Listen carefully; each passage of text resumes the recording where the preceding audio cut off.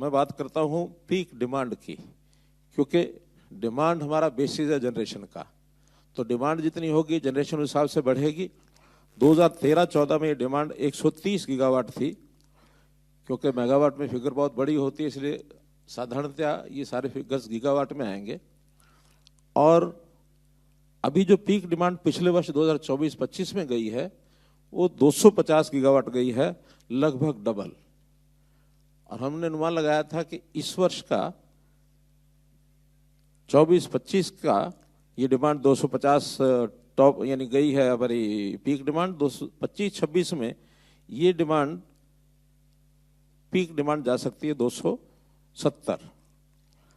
और सामान्यतः ये शुरू के वर्ष के 2-3 महीनों में ही पीक डिमांड आती है।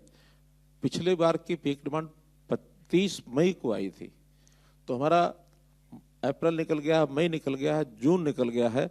तो अभी तक जो ये पीक डिमांड, कल 9 जून को हाईएस्ट पीक डिमांड गई है, क्योंकि डेली इसका मेजरमेंट होता है, तो कल हाईएस्ट 241 गीगावाट गई है।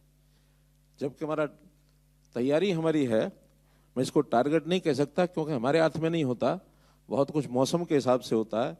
तो इसलिए हमारी जो तैयारी है, अगर डिमांड 270 गीगावाट की जो एक्सपेक्टेड है वो आती है तो हम उसके लिए तैयार हैं। इसी प्रकार दूसरा एक आंकड़ा आपके सामने मैं रखूंगा कि जो एनर्जी शॉर्टेज है, क्योंकि डिमांड के बाद सप्लाई और शॉर्टेज 2013 में 4.2% ये शॉर्टेज रह गई थी, अर्थात उतना हम पूरा नहीं कर पाते थे जितनी डिमांड होती थी।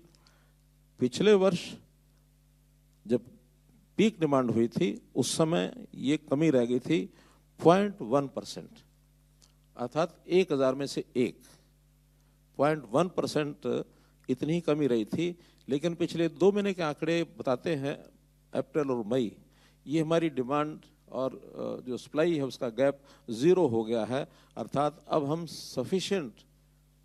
सफिशिएंसी की ओर बढ़ गए हैं कि आज जितनी डिमांड आती है उतनी हम पावर सप्लाई कर पाते हैं।